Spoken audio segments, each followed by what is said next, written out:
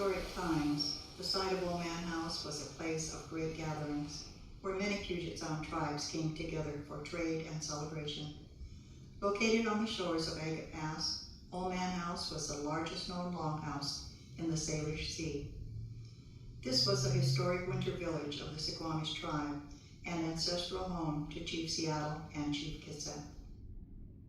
Said to be built in 1815, the Old Man House was both a center of culture and religion and stands as a testament to the art and engineering of the Suquamish people. This shed roof structure, 800 feet long, had removable partitions to house many families. During the winter months, food that had been gathered would be hanging from the rafters. Strips of meat, strings of clams, camas, roots, cakes of berries, and seal oil had all been saved for winter. Women could focus on their crafts, spinning and weaving mountain goat wool and dog hair into blankets and clothing. Activities such as carving, basket making, net making, and repair also took place during this time as the community prepared for the coming fishing and gathering season. Old Man House was also a central gathering place for ceremonies, bone games, and potlatches. These large celebrations were organized by the wealthy leaders of villages who held generous giveaways to demonstrate their social rank and honor special milestones. The Suquamish was one of more than 20 tribal groups that were parties to the Treaty of Point Elliott, signed in 1855. The previous year, Chief Seattle had made his famous speech at the treaty proposals that foreshadowed the difficult years ahead. In the decades following, the federal government made gradual attempts to put an end to the traditions and communal lifestyles of the Suquamish people. Certain ceremonies and religious practices were outlawed at this time. In the 1870s, a federal agent ordered the burning of Old Man House, which was the physical and spiritual heart of the Suquamish community. Dirty.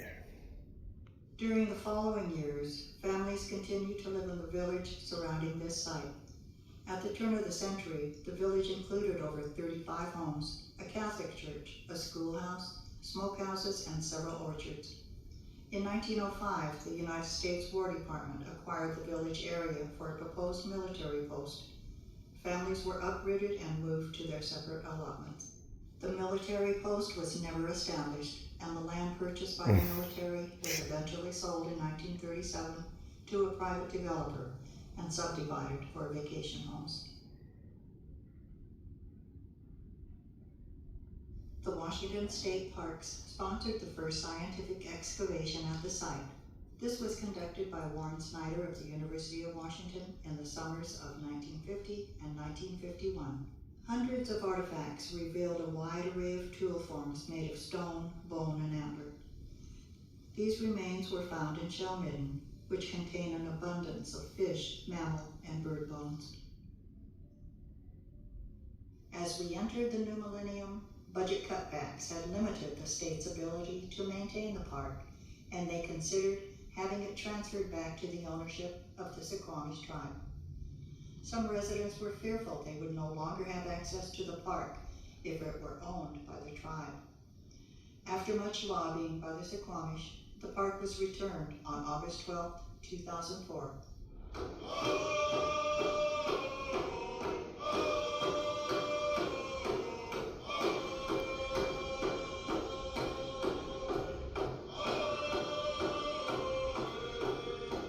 In June of 2005, a ceremony was held to commemorate the return of Old Man House Park.